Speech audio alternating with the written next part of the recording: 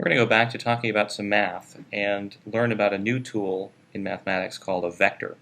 A vector is an essential element in describing physics in more than one dimension.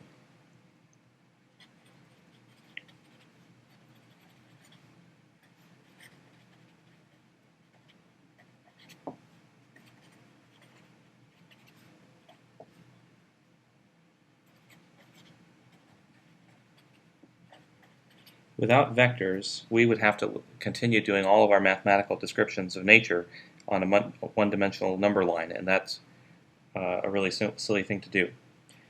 A vector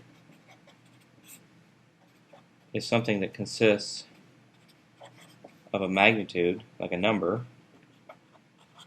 so we can ask the question, how much of something is there?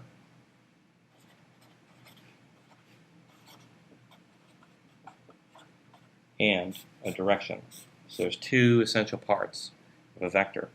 So any old number, like when we say something is 5 pounds, that's like having a magnitude. We can say how much of it is there. But 5 pounds doesn't have a direction to it. So just like saying I walked 3 meters, that might be a vector that represents 3 meters. The length of this thing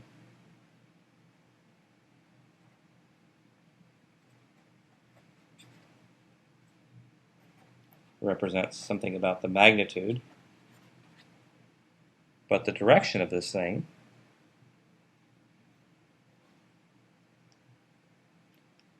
is represented by whether I walk that 3 meters north or south or east or west.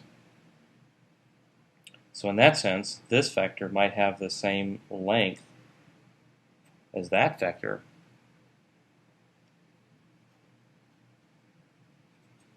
but these two vectors are not the same because even though they have the same length, they have a different direction. Vectors are usually denoted with a little arrow over the letter representing the vector, and that's to tell us that it's different from just a number. If we, though, are just referring to the magnitude, then that's just the capital letter by itself. So we sometimes use arrows on a piece of paper to represent a vector, and it tells us something about length and direction.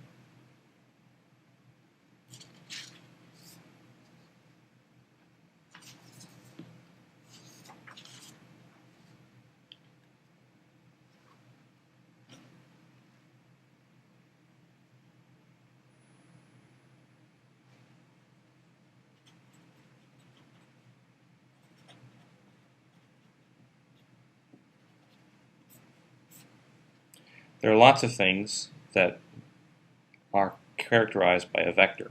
For example, displacement. Displacement means I walked 3 meters. It matters whether I walk that 3 meters north, south, east, or west. Another example of a vector quantity is velocity. In a three-dimensional world, it not only matters that you're moving at 3 meters per second, but in what direction, because many times we're going to write down equations where the direction of the velocity is important too.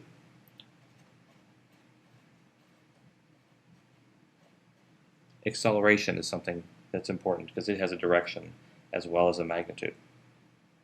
And we'll soon learn about things like force.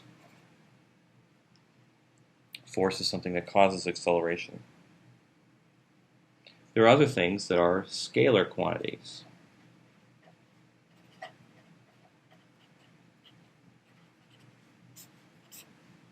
Scalar quantities are just a number. There's no direction applied.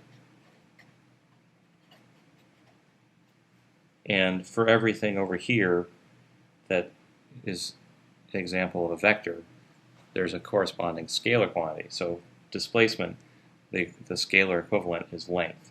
When you just say, I want to measure the length of a ruler, you don't really care in what direction the ruler is pointing. It just means you want to know how long it is. Likewise, if you say the word speed, to a physicist, that's a scalar quantity. It just means how fast are you going, and it doesn't matter what direction it is. But velocity is reserved for the term where you care about both the speed and the direction of the speed. And there are other quantities in here that have only scalar versions of them. There's no vector version. For example, time. Time is a scalar. There's no direction to seconds. How many seconds were you in the room? 3 seconds. There's no direction to that, because time is not in three-dimensional space. Likewise, mass. How many kilograms does something weigh? Well, that's just a scalar quantity.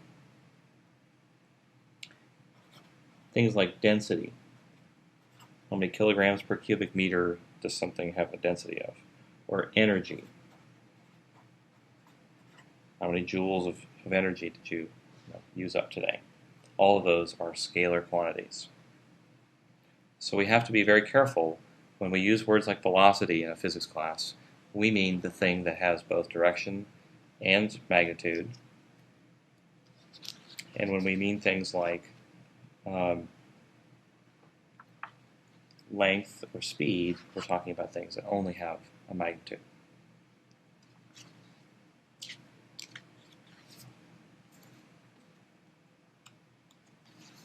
So I've said that we can do this little cartoon where we draw an arrow, but mathematically that's not the best way for how we specify a vector. We need to be able to actually describe it a little bit more carefully.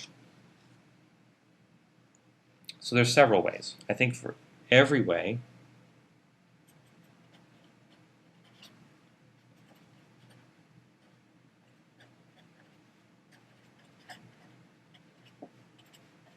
you require a coordinate system.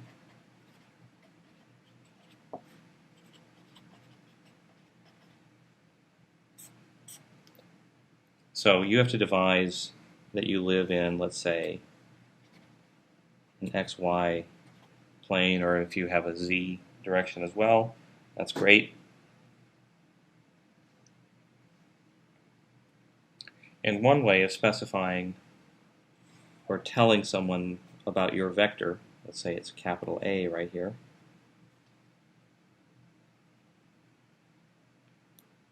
is to tell them about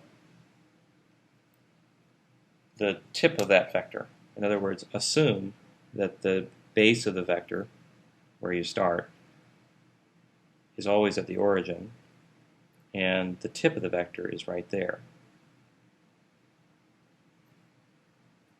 Well, this little thing right here is like a coordinate out in an XY plane.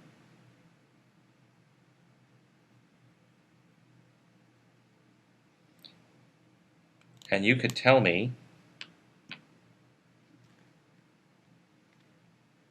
that your vector is defined by the two numbers a sub x and a sub y. In other words, put your vector down in the xy plane and measure it off how much it projects onto that axis and how much of it projects onto that axis, and you'd be all set. And what you would not be able to tell me sort of implicitly is that the length, the amount of this thing that you have, which is sometimes denoted as putting a little absolute value or sign around the vector.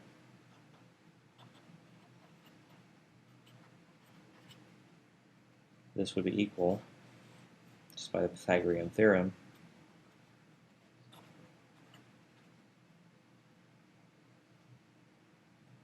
the quantity square root of ax squared plus ay squared. And the direction, if this is an angle like phi,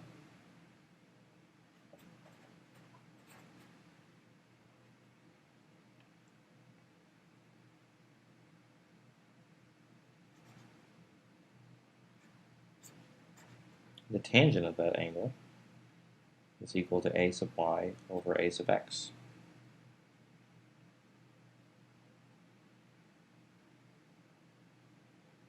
So that's one way. You could just tell me the coordinates.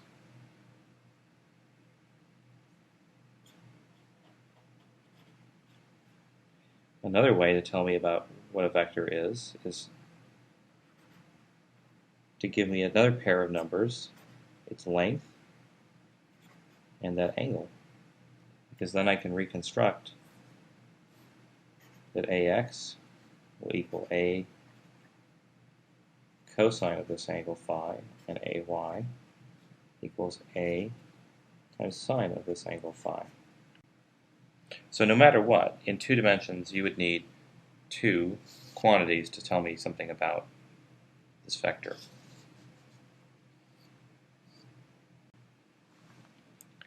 Either of these recipes is actually sufficient to help us in answering the following question: are when are 2 vectors A and B equal to one another?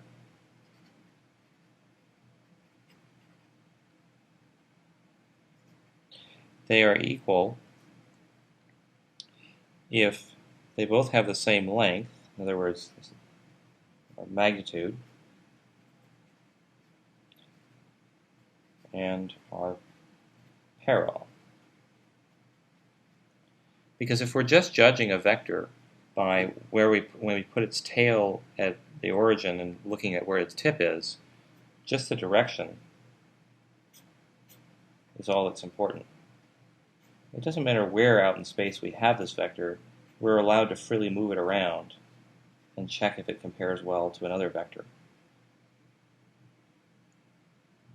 So it's important not to get too hung up on where a vector is located, but rather think about it in terms of a length and a direction. If we think that we're always going to come back and stick its tail right here and look at where the tip is, we're going to get used to the idea that the vector is just limited to the question of length and direction, not where out in space we needed to draw it.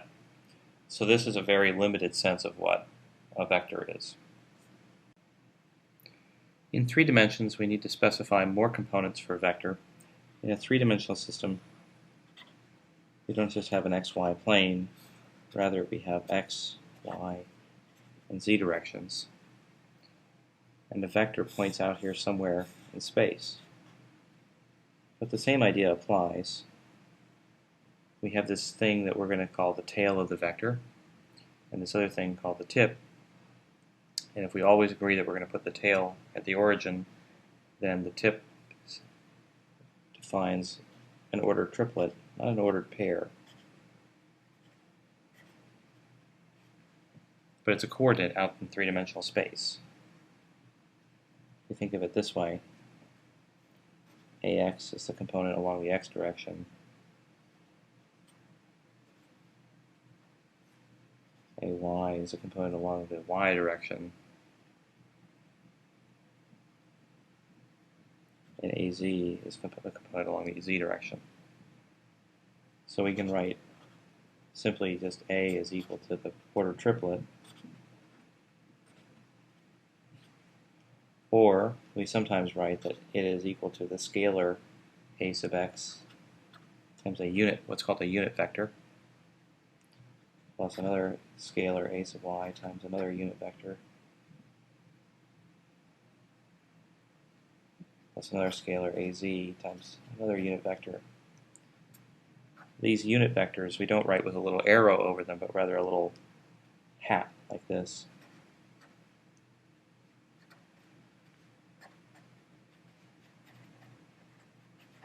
And each of them is defined as having unit length. In other words, 1 in 1 unit, whatever the units of A are. And it's along the x direction. Likewise, the y hat vector is a 1 unit length vector along the y direction. And the z hat vector is the same thing along the z direction. So we'll come to need sometimes 3-dimensional vectors, in which case we'll have to remember to use the ordered triplet rather than just the ordered pair.